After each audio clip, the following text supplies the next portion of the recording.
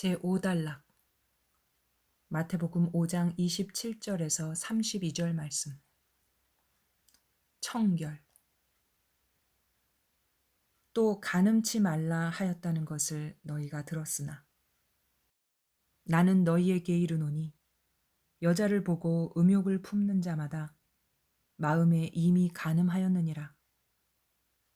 만일 내 오른 눈이 너로 실족해 하거든 빼어 내버리라.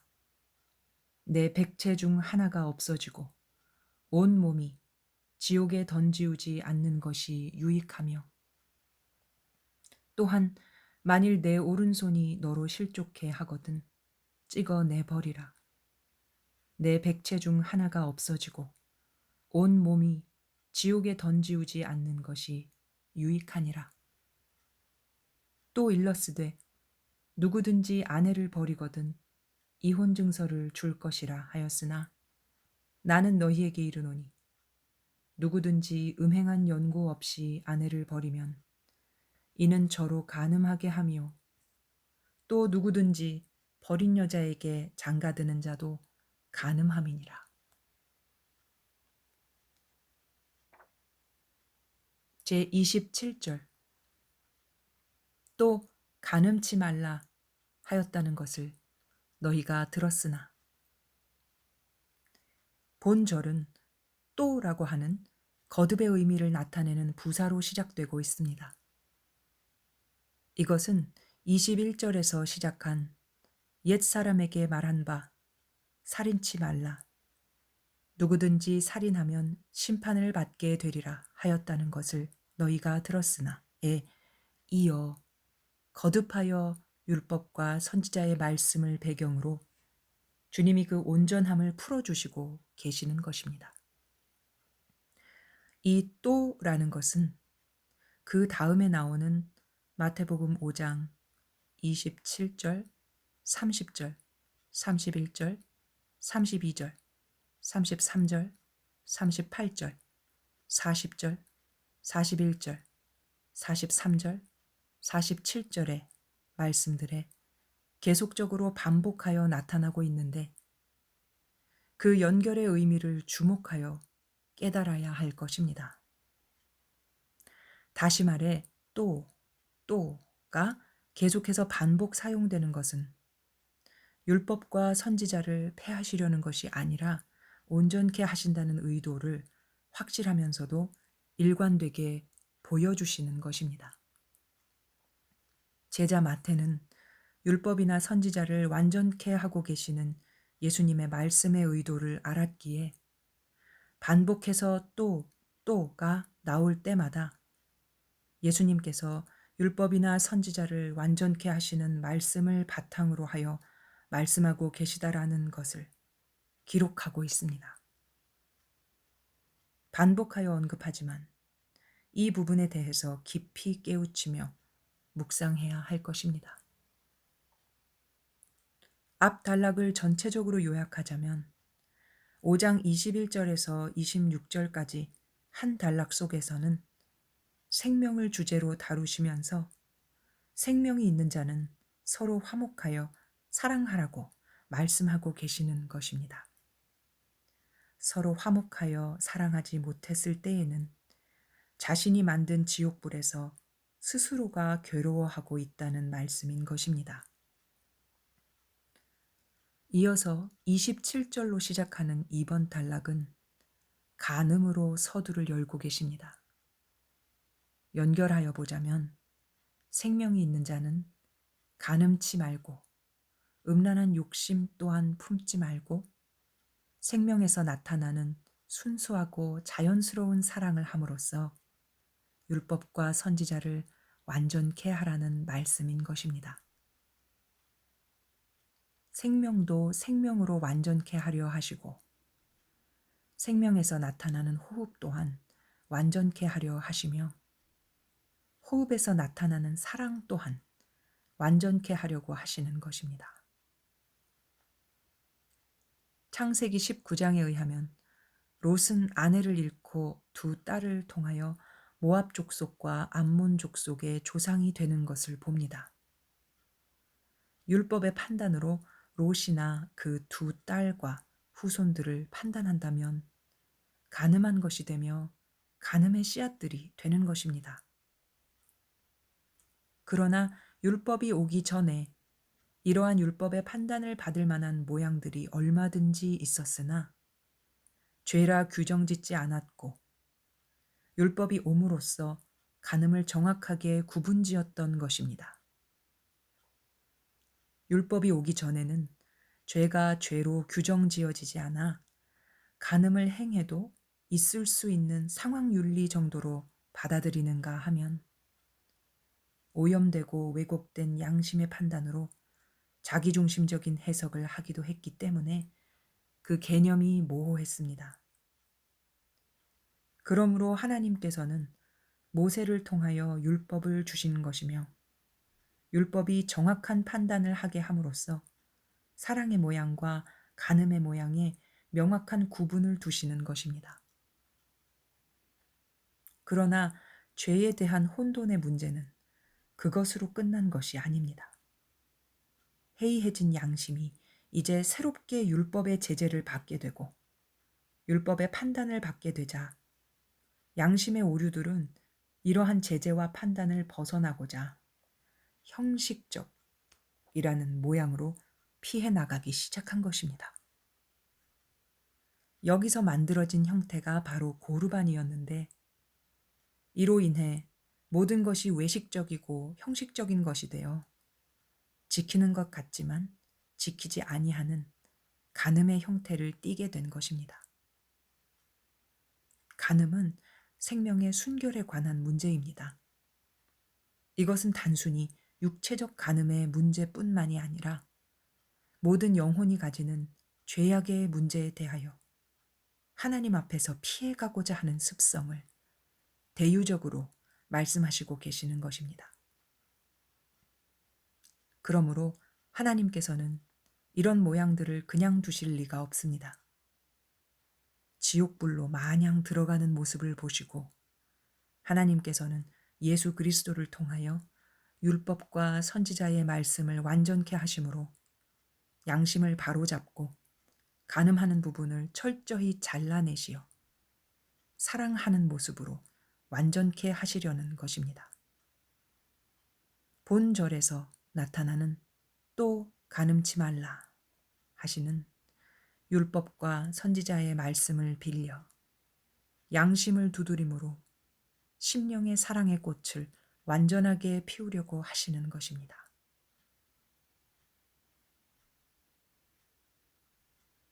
제28절 나는 너희에게 이르노니 여자를 보고 음욕을 품는 자마다 마음에 이미 간음하였느니라. 예수님께서는 율법과 선지자를 완전케 하시는 것을 조금도 늦추지 않고 일관되게 진행하시는 것을 봅니다. 예수님께서는 결과를 가지고 말씀하시지 않고 근본적인 것부터 말씀하시고 있습니다. 율법을 해석함에 있어 서기관과 바리새인 그리고 죄의 직시보다는 회피를 좋아했던 대중들에 의해 다분히 하나님의 의도는 도외시되고 외식적인 수준으로 추락되어 버린 율법과 선지자의 말씀에 대하여 주님께서는 숨겨진 의미들을 다시금 끄집어내고 계시는 것입니다. 하나님의 근원적인 것부터 말이지요. 주님께서는 행위의 결과가 아니라 행위를 움직이는 마음의 기본부터 직시하라고 말씀하십니다.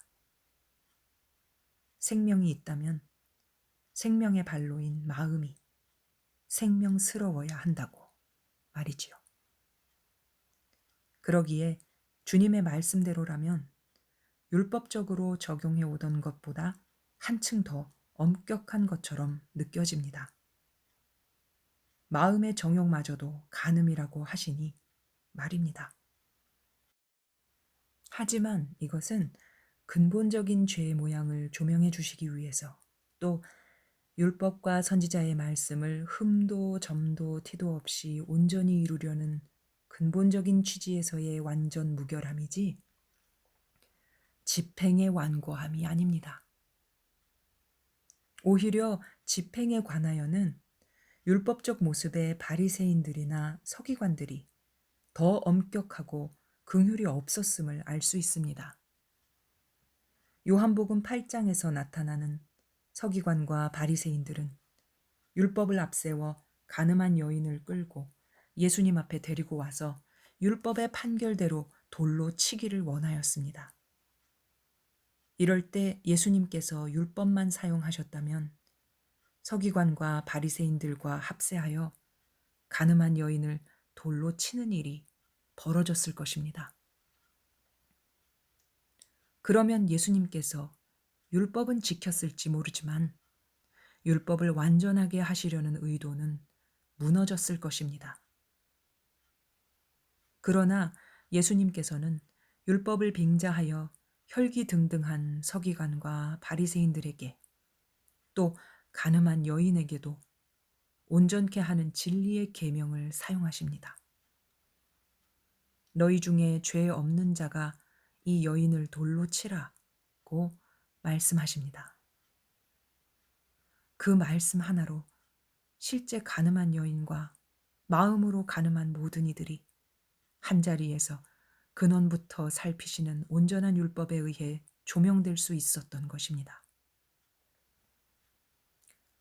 예수님의 온전케 하시는 진리의 계명은 근본적인 원인을 보게 하고 그리하여 하나님의 무한하신 사랑과 긍휼의 능력 앞에서 죄의 행위에 대하여 스스로 회개하고 자복할 수 있는 시간을 주시는 것입니다. 어디 마음의 죄의 모습이 음욕뿐이겠습니까? 심령을 가난하게 하지 못한 마음의 부유는 음욕만 있는 것이 아니라 탐욕, 탐심, 미움, 시기, 질투, 도적질 등 이루 말할 수 없는 간음의 모양으로 혹은 여러 가지 추악한 형태로 나타나는 것입니다. 이러한 근본적인 문제를 해결하기 위해서는 이미 마음에 품고 있는 것들을 뽑아버려야 하는데 그러기에 심령이 가난한 자가 복이 있다고 말씀하신 것입니다. 현재 있는 죄의 모양도 미루어 살펴 그 근원부터 토설하며 비워서 심령을 가난하게 해야 하는데 이러한 작업은 하지 않고 보이는 대로 마음에 품기까지 하니 죄 위에 죄를 더하는 모양일 수밖에 없는 것이지요. 우리 중에 보이는 현상 세계의 그 무엇을 마음에 품지 않은 자가 누구이겠습니까? 우리 중에 누가 자랑스러이 나는 마음에 품은 바 없이 가난하다 라고 힘주어 말할 수 있겠습니까? 그러기에 우리는 모두 가늠한 자라고 시면의 깊은 곳으로부터 머리 숙여 동의할 수밖에 없는 죄인의 명패 위에다. 예수님은 외식과 가장으로 스스로를 속이지 말라고 하시는 것입니다. 우리는 주님 보시기에 이미 가늠한 자들에 불과합니다. 그런데 그런 우리를 향하여 이같이 말씀하시는 것은 단지 마음속의 죄를 들추어내기를 원하심만이 아니요. 아무쪼록 율법과 선지자의 말씀을 온전히 이루어낼 수 있음을 역설하시고 그것을 제시하기 위한 단계들인 것이지요. 마음에 품은 것을 몰아내지 아니하고는 율법을 지킨다 해도 그 열심이 도리어 율법의 온전성을 폐하는 결과만을 낳게 됩니다. 그리하여 마음속에 심기어진 악을 제거하는 일이 우선인 것입니다. 이를 위해 예수님께서 마음속에 악한 것만을 품고 있는 사람들에게 선을 심어주는 일을 먼저 하시는 것이며 선을 마음에 심기 위해서는 이미 마음속에 딱딱한 길가와 같은 땅을 파고 여러 가지 죄악으로 엉켜져 있는 가시떨기와 엉겅퀴와 돌을 골라낸 후 옥토와 같은 마음에다가 선을 심는 일을 하시는 것입니다. 예수님께서는 밖으로 나타나는 행동에서부터 일을 시작하신 것이 아니라 마음에서 발달되는 악의 현상들을 지적하시면서 하나씩 하나씩 잡아가기 시작했던 것입니다. 악의 뿌리는 사람의 마음 속에 숨겨져 있기 때문에 온전한 사랑과 온전한 계명으로 찾아 들어가시는 것입니다. 그리고 죄를 발달시키는 양심의 근본에 율법과 선지자로 완전케 함으로 흠이나 점이나 티나 주름 잡힘 없이 주 예수의 날까지 완전케 하시려는 것입니다.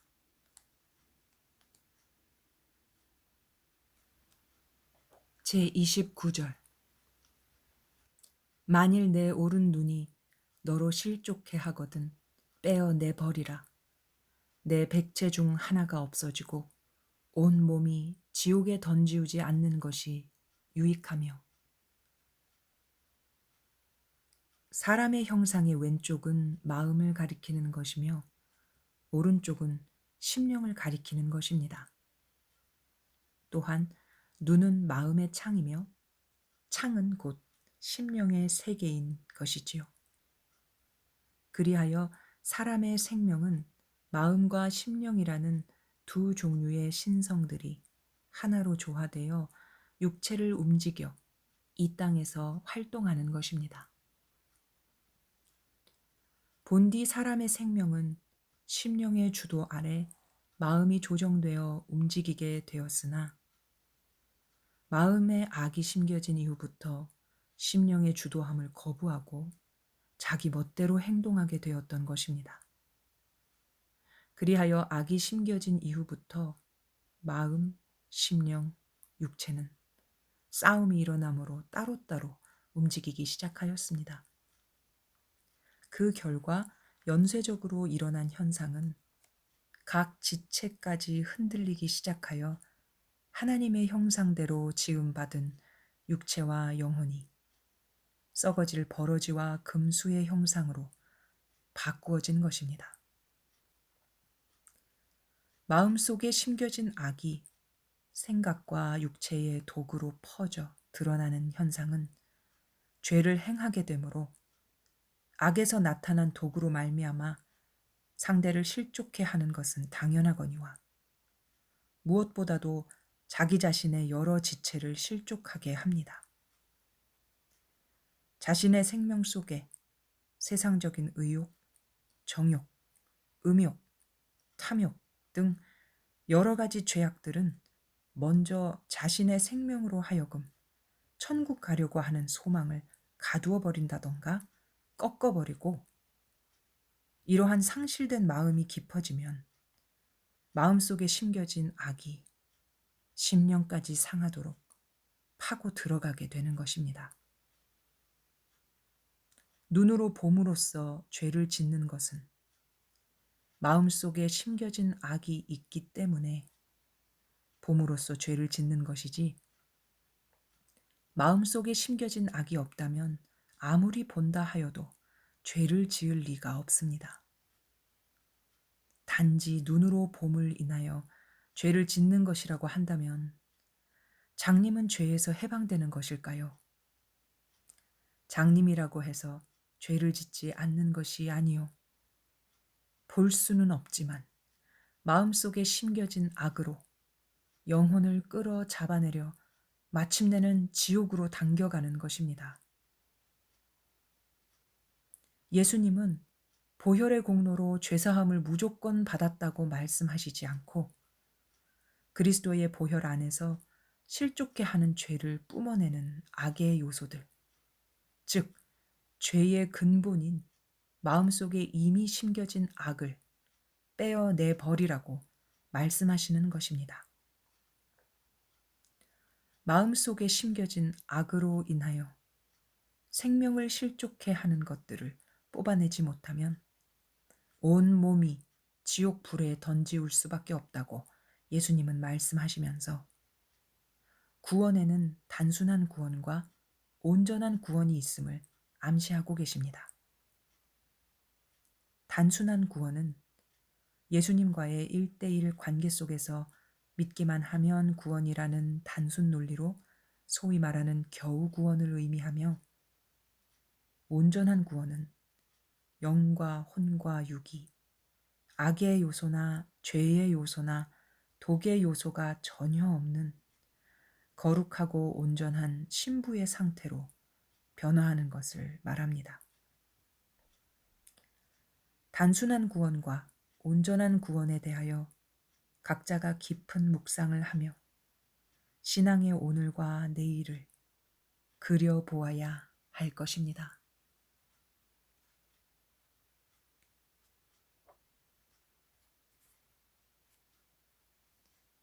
제30절. 또한 만일 내 오른손이 너로 실족해 하거든 찍어 내버리라.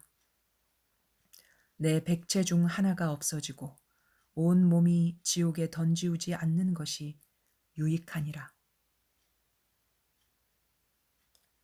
오른 눈에 나타나는 현상은 심령의 빛의 활동체이며, 따라서 오른 손에 나타나는 현상은 심령의 능력의 활동체입니다. 오른 눈의 빛의 활동체는 심령의 조명에 따라서 사물을 보고 판단하는 기능을 하게 되고, 오른 손의 활동은 심령의 빛의 활동체를 보고 판단한 상황에 따라서 움직이는 것입니다. 그렇기 때문에 심령의 조정에 의해서 오른 눈이 보고 판단하면 다시 심령에게 반사적으로 전달해 주므로 오른손이 능력을 행하게 됩니다. 이때 왼쪽 눈과 왼쪽 손은 동시에 움직이되 심령의 주도 아래 움직이는 빛의 활동체와 능력의 활동체를 도와 일사불란하게 일하는 기능을 담당하는 것입니다. 오른손은 심령으로부터 깊이 나오는 사랑과 자비와 긍휼을 베푸는 거룩하고 따스한 손길인 것이며, 왼손은 그러한 심령을 도와 일하게 되는 것입니다. 주님께서는 율법과 선지자를 온전케 하시는 말씀을 이루기 위하여 생명의 근본되는 마음과 심령의 세계로부터 각 지체로 움직여가는 과정들을 따라 온전함을 요구하고 계십니다.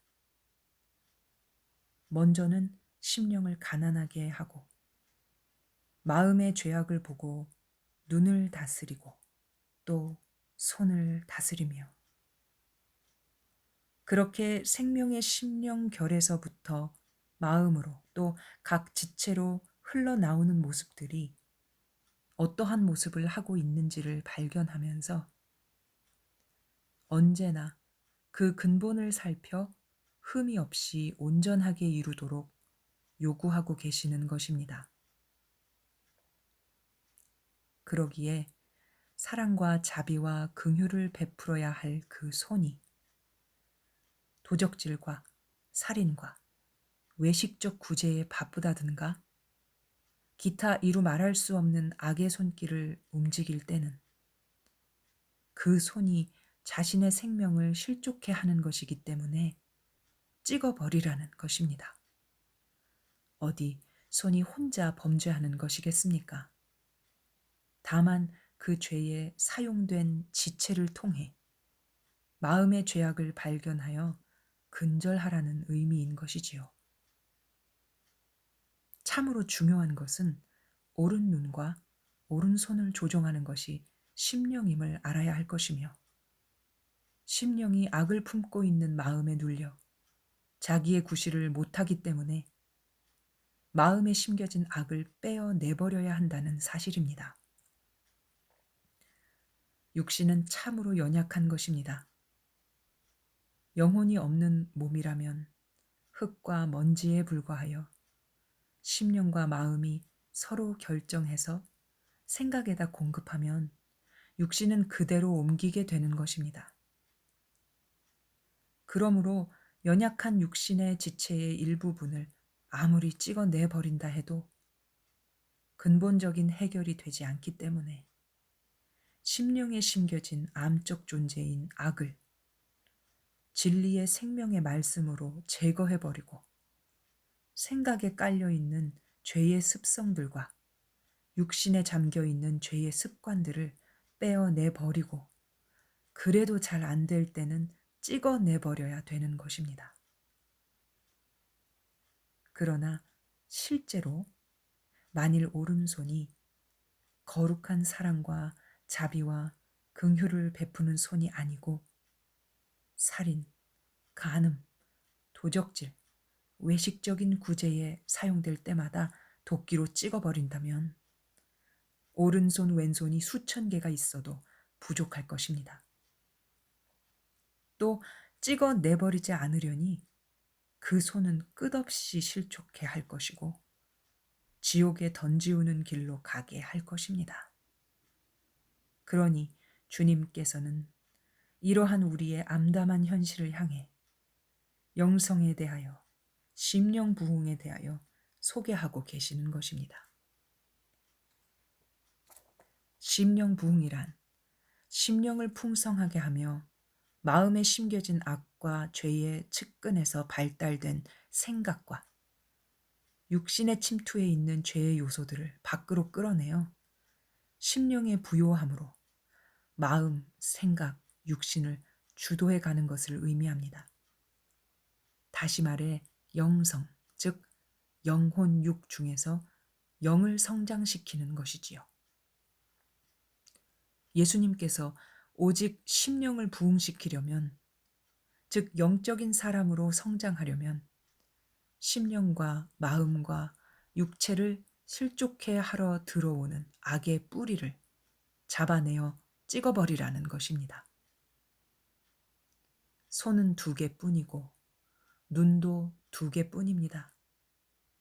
그러나 죄는 쉴 새 없이 계속적으로 발달되어 나오고 있습니다.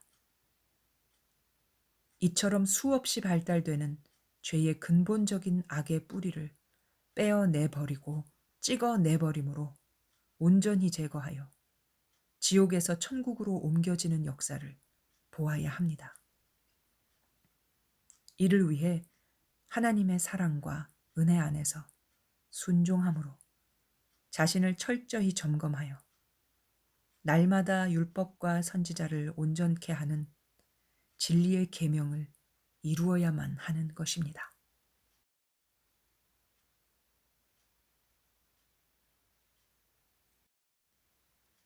제31절 또 일러스되 누구든지 아내를 버리거든 이혼 증서를 줄 것이라 하였으나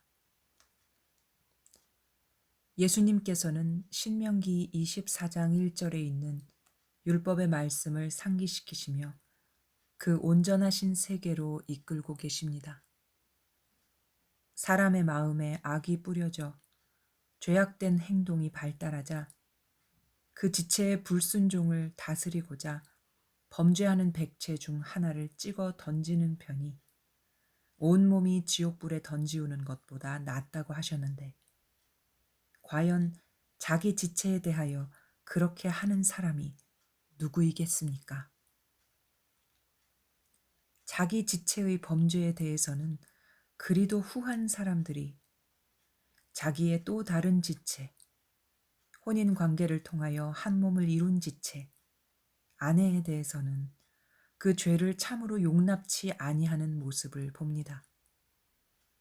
실은 주님 앞에 우리의 관계가 아내된 자들이기에 아내라는 입장을 두고 말씀을 하고 계신 것입니다. 자기 지체 중 하나에 대해서는 손끝도 못 대게 하는 사람들이 아내에 대해서는 그 범죄함의 결과를 너무나 엄하게 묻고 가차없이 찍어 내버리듯 이혼으로 치닫는 것을 봅니다. 그리고 그것이 합법적이라는 명목 아래 죄의식도 느끼지 않은 채 정당화하는 모습을 볼 때 사람들이 얼마나 율법을 근본적으로 깨달아 돌이키려 하지 않고 빠져나가고 도망할 구실만 찾는지를 알 수 있습니다. 주님은 말씀하십니다. 누구든지 아내를 버리거든. 우리는 이 말씀 앞에서 과연 아내를 버리기에 앞서 자신의 범죄를 돌아보고 자신의 지체를 찍어 내버릴 수 있을 만한 회개와 뉘우침이 있었는지 돌아보아야만 합니다. 그리하여 자신의 죄악을 근본부터 돌이켜 볼 수 있는 마음이라면 그는 상대의 죄과도 다만 죄에 불과할 뿐이지 그 이상의 것이 아님을 발견할 수 있을 것입니다. 사람은 누군가에 의해 버려지는 존재가 아니고 포기되어질 수 있는 존재가 아닙니다. 만일 아내의 범죄함에 못 이겨 결국 아내를 버린 자라면 그는 죄악의 실체를 깨닫지 못한 자요. 결국은 하나님 앞에 그 자신도 버려지는 자에 불과한 것입니다. 율법서의 말씀에서 아내를 버리는 자는 이혼 증서를 주라 하였다 해서 그것이 이혼을 정당화시켜주는 것이라고 보아서는 안 됩니다. 그것은 언제든지 인간관계에 있어 가장 가까운 혼인관계를 통하여 자신의 죄를 발견하고 그리하여 자기의 백체 중 하나를 떼어내는 아픈 마음으로 상대의 죄악도 돌아볼 수 있는 마음을 주시는 것입니다. 결국 모든 사람은 나의 지체의 연장선상에 있는 것으로 볼 수 있는 마음이 하나된 마음인 것입니다. 처음에는 나의 생명을 이루고 있는 육체의 지체로부터 혼인 관계를 통한 지체의 확장, 그리고 영적 서로 사랑의 관계로서의 지체의 확장인 것입니다. 우리는 각자가 주님의 사랑 안에서 신부된 자로 혼인 관계를 맺은 사람들입니다. 주님께서는 그런 당신의 신부들의 죄악에 대하여 지옥불에 던져버리는 것으로 당신의 율법을 완성하려고 하신 것이 아니라 죄를 돌이켜 회개함으로 흠도 점도 주름 잡힌 것도 없는 온전한 신부의 모습을 이끌어내려고 하신 것입니다. 우리에게는 십계명 외에도 실제적인 생활에서 적용해야 할 수많은 신앙의 문제들과 죄악의 문제들이 있습니다. 그러나 그 많은 문제들이 율법의 말씀을 통해 우리의 죄를 돌아보아 온전케 하려는 목적을 상실하고 율법의 단서를 빌미로 삼아 죄악된 행동을 하나님 앞에서 억지로 정당화시키는 계기가 된다면 그것은 하나님 앞에서 버려지는 일에 지나지 않을 것입니다. 주님과 우리와의 관계가 우리가 범죄하면 주님께서 우리와의 영원한 관계를 파기하고 말면 되는 단순한 일이 아니듯이 이 땅에서의 혼인 관계도 단순히 이혼 증서 하나로 합법화될 수 있는 간단한 일이 아닌 것입니다. 그리하여 예수님께서는 신명기의 말씀인 율법을 상기시키어 예수 그리스도의 진리의 계명으로 말미암아 생명과 생명의 관계와 존재와 존재의 관계를 완전케 하시려는 것입니다. 하나님의 부분체인 생명은 절대적으로 함께 존재하며 어우러져 살아가게 만드신 것이기 때문에 끊을래야 끊을 수 없는 절대 공존 관계입니다.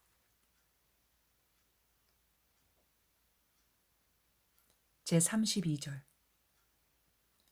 나는 너희에게 이르노니 누구든지 음행한 연고 없이 아내를 버리면 이는 저로 간음하게 함이요 또 누구든지 버린 여자에게 장가드는 자도 간음함이니라.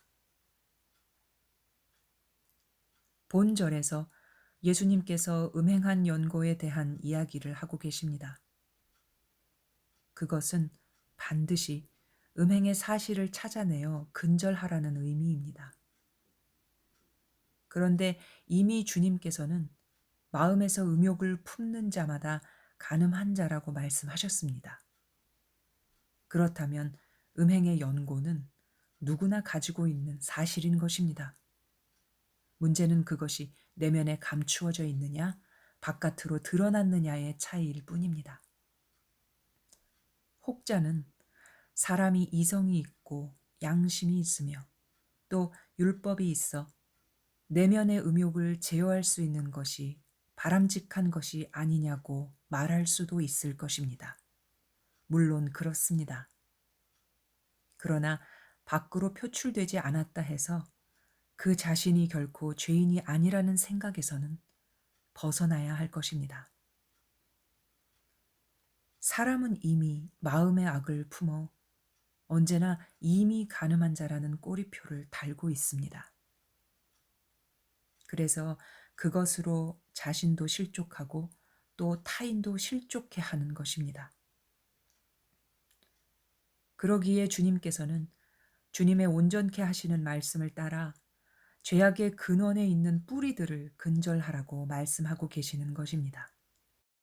자신의 음욕은 돌출되지 않았고 상대의 음욕은 돌출됐다고 하여 그 근원으로 돌아가 회개에 이르지 않고 쉽게 사람을 마음에서 뽑아버리는 자는 그 역시 같은 죄목으로 마음의 죄악에 대한 하나님의 심판을 면치 못할 것입니다. 진리에 온전케 하시는 말씀을 따라 심령이 가난해지므로 음욕을 뿌리 뽑아가는 자가 아니라면 누구나 음욕의 죄목으로부터 자유하지 못할 것입니다.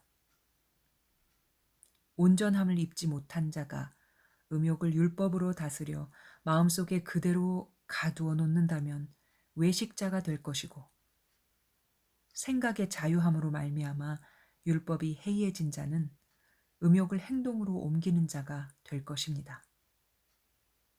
그러나 이러한 상황 속에서 음욕을 마음으로 가두어 놓은 자가 밖으로 표출한 자를 향해 정죄한다면 죄가 죄로 드러날 사람은 한 사람도 없을 것이며 죄는 그대로 숨겨져 율법의 눈치만 보고 있을 것입니다. 율법의 눈치를 볼 때는 죄가 죄로 드러날 수 없고 죄는 그대로 숨겨져 있을 수밖에 없는 것입니다. 그리고 마음속에 음욕을 가두어 놓은 자라 할지라도 그 언젠가는 다른 방식으로 타인들이 눈치채지 못하게 조금씩 조금씩 자신의 죄악을 노출하게 되는 것입니다. 사람에 의하여 지적을 받지 않는다 하여도 그것은 하나님이 아시고 율법과 선지자의 온전함 앞에서는 너무나 자명하게 드러나는 것들입니다. 그래서 주님은 이런 상황들을 보시면서 너희가 소경되었다면 죄가 없으려니와 본다고 하니 너희 죄가 그저 있느니라 라고 하시면서 세리들과 창기들이 너희보다 먼저 하나님의 나라에 들어가리라 라는 표현들을 하시게 되는 것입니다. 밖으로 그 죄가 드러난 자는 자신을 죄인이라고 고백하지만 드러나지 않은 자는 자신을 속이고 율법과 양심으로 포장된 의를 하나님 앞에 주장하기 때문입니다.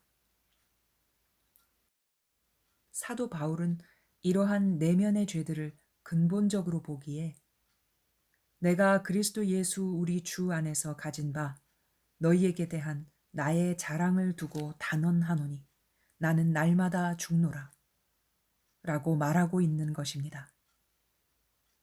그것은 사도 바울이 날마다 죽을 죄를 지어서가 아니라 이미 숨겨져 있는 악이 빠져나오므로 그 현상을 보고 괴로워하며 고백한 것입니다. 죄가 밖으로 표출이 되건 안 되건 죄가 죄로 드러나는 것을 인정하고 마음속에 있는 죄를 날마다 고백한다면 그 속은 깨끗할 것입니다. 그렇게 날마다 죄를 고백하고 회개하는 과정을 거치는 자의 마음 속에서는 악이 빠져나가고 주님께서 심은 새로운 의가 살아날 것입니다. 심령이 가난한 자는 복이 있다고 하신 그 말씀이 싹이 나면서 천국으로 새로운 줄기가 뻗기 시작하는 것입니다. 본문을 계속해서 살펴보면 음행한 아내를 버리면 그 아내가 다른 이와 혼인을 한다 해도 그 음행의 근원적인 것이 해결되지 않았으므로 여전히 음행하는 모습인 것입니다. 마찬가지로 음행한 여자에게 장가드는 자도 간음을 행한 것입니다. 선한 것은 선한 것을 쫓아가고 악한 것은 악한 것을 쫓아가기 마련입니다. 그렇다면 결국 마음에 심겨져 있는 악을 다스리지 못한 아내를 버림으로써 그로 하여금 또다시 다스리지 못하는 사람끼리 만나서 악을 일삼도록 방치하는 것에 불과한 것입니다. 상대의 죄악을 담당해 주지 못한다는 것은 자기 마음 속에 심겨진 악을 다스리지 못하고 있다는 것의 증거입니다. 우리는 야고보서 2장 13절에 긍휼을 행하지 아니하는 자에게는 긍휼 없는 심판이 있으리라. 긍휼은 심판을 이기고 자랑하느니라 라는 말씀을 상기하여야 할 것입니다. 우리 모든 사람들은 마음속에 심겨져 있는 악을 정확히 보고 인정해야 하며 또한 그것을 인정한다면 율법과 상식과 교리의 틀 속에 악을 가두어 놓는다거나 감추어 둘 것이 아니라 누가 과감하게 죄를 드러내어 진정한 자유를 얻느냐 하는 것이 중요할 것입니다. 예수님의 진리 계명의 말씀으로 죄가 죄로 드러남으로 인해 자유함을 얻어 죄를 밖으로 드러내야만 하는 것입니다. 우리 모두는 누구도 빠짐없이 자의든 타의든 그 죄악을 언제고 드러내놓게 되어 있습니다. 마음속에 숨겨져 있는 악이 이 땅에 사는 동안 발견되어 밖으로 빠져나와서 버려지느냐 아니면 하나님 앞에 가서 발견되느냐 두 가지 상황 속에 있는 것입니다. 땅에서 매이면 하늘에서도 매일 것입니다. 그러나 땅에서 마음에 심긴 죄악이 다 풀어진다면 하늘에서도 풀어지는 것입니다. 죄악에 찢기도 없이 온전한 모습이 된다면 이 땅에서도 소천국을 소유하고 하나님 앞에 설 때에도 온전한 모습으로 설 것입니다. 오단락을 전체적으로 요약하면 다음과 같습니다. 생명이 있는 자는 생명의 순수한 청결을 유지해야 합니다. 그러기 위해 마음의 근원부터 자리 잡은 악의 씨앗들을 근절해 나가야 하는데 그것은 보이는 죄든 보이지 않는 죄든 인정하고 자복함으로써 씻어질 수 있는 것입니다. 자기 자신의 죄를 진정으로 회개할 줄 아는 자는 타인의 죄를 보아도 죄 그 자체로 보아줄 수 있고 담당해 줄 수 있지만 자신의 죄도 제대로 보지 못하는 자는 타인의 죄에 대하여 쉽게 정죄하고 버리게 됩니다. 그러나 하나님의 사랑 안에서 우리의 관계가 존재와 존재의 영원한 관계이듯이 사람과 사람의 관계도 버리고 끝나는 일시적인 관계가 아니고 영원한 것입니다. 죄를 담당하지도 못한 채 쉽게 사람을 버리는 자는 자기 자신도 하나님 앞에서 같은 죄로 말미암아 버리움을 당할 수밖에 없다는 말씀입니다.